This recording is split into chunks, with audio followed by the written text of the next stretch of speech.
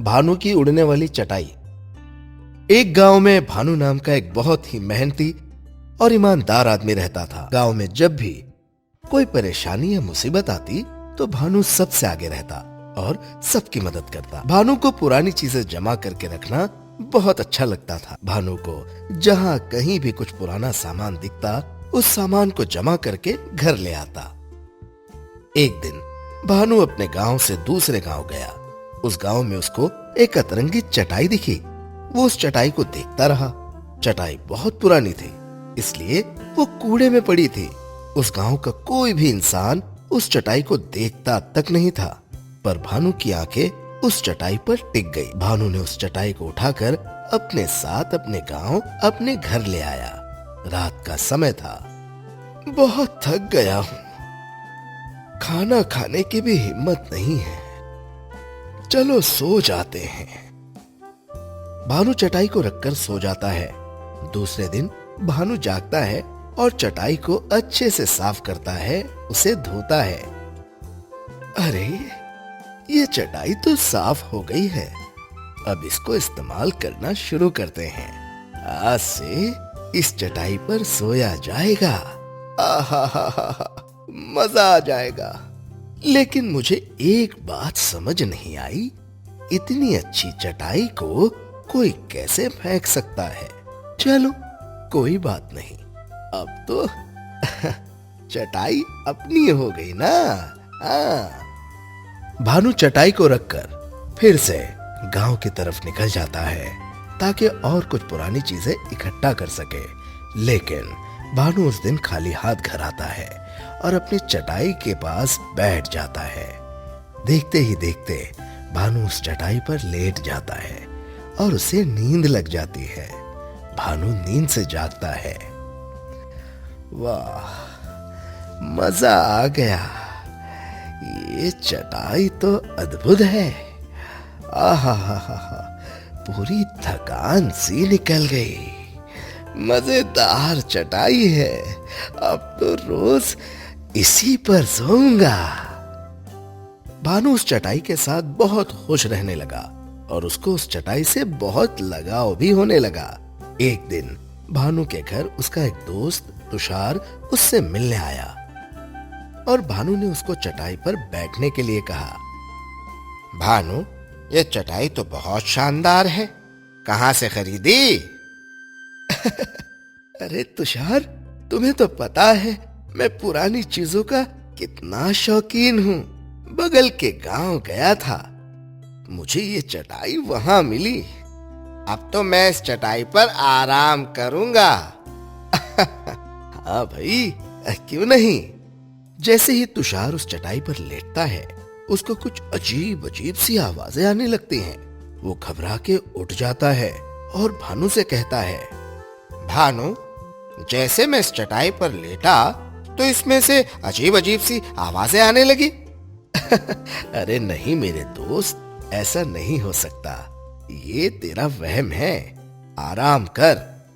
मैं सच कह रहा हूँ भानु, तुझे मेरी बात पे भरोसा क्यों नहीं हो रहा है? मैं लेटा, इसमें से अजीब अजीब सी आवाजें आने लगी। भानु भी कान लगा के चटाई की आवाजें सुनता है, पर उसको उस चटाई से कुछ भी सुनाई नहीं देता। तब तुषार कहता है, भानु, ये चटाई में कुछ तो गड़बड़ है, मैं कह रहा हूँ, मेरी बात पे भरोसा कर। हाँ, इसमें से बहुत अजीब अजीब सी आवाजें आ रही हैं, अब तू ही देख ले। हाँ। नहीं यार, मैंने भी अभी कान लगाए, मैंने भी सुना, पर मुझे तो कोई आवाज नहीं आई।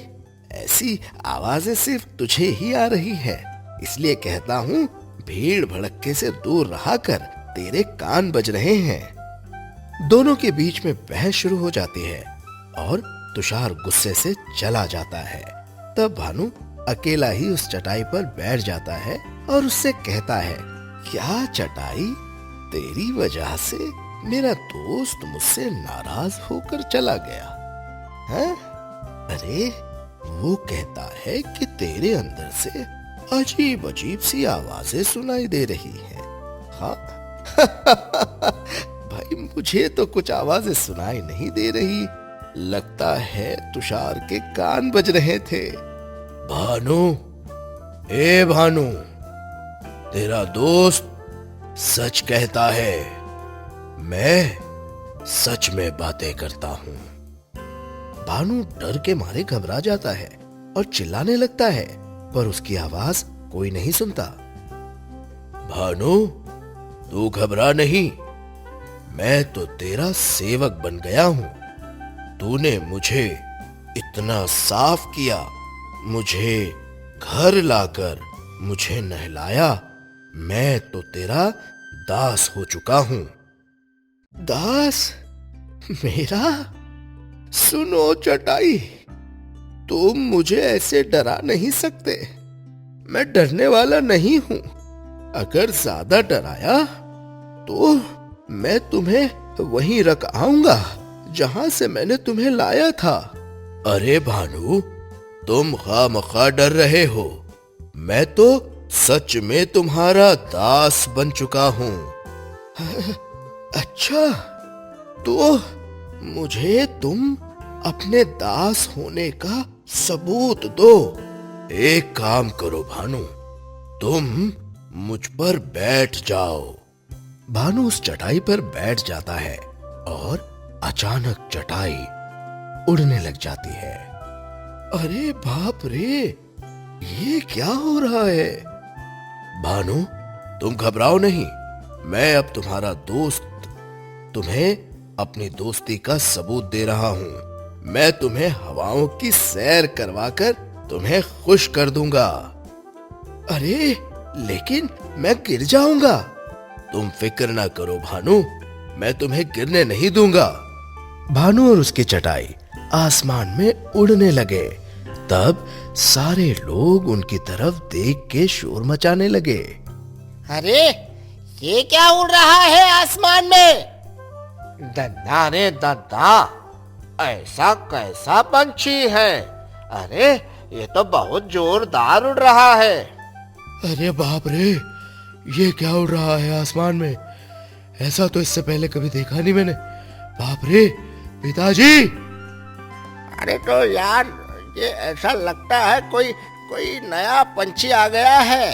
अरे ये है क्या? लेकिन सारे गांव वाले उस चटाई को देखकर हैरान होने लगे और भानु उस चटाई पे बैठ के आसमान की सैर कर रहा था।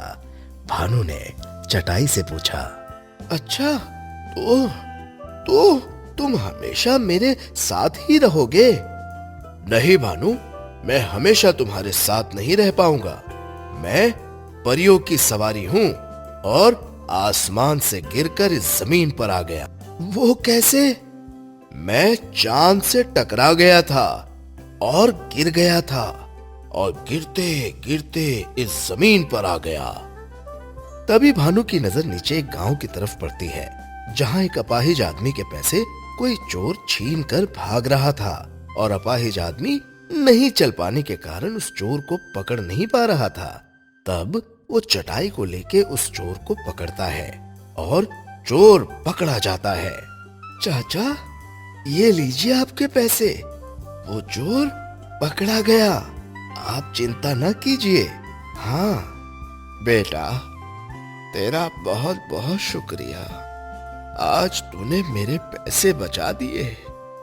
इन पैसों से मैं मेरी बीवी की दवाई खरीदने जा रहा था बेटा। भगवान तेरा भला करे।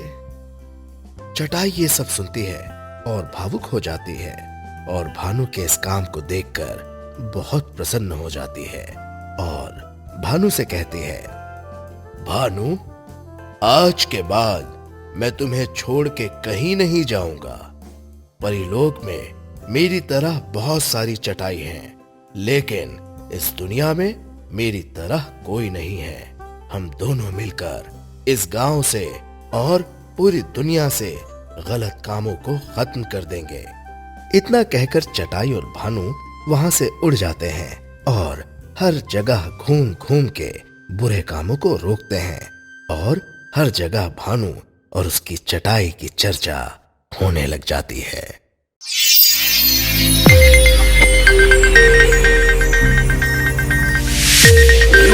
की सोनोटेक वीडियो।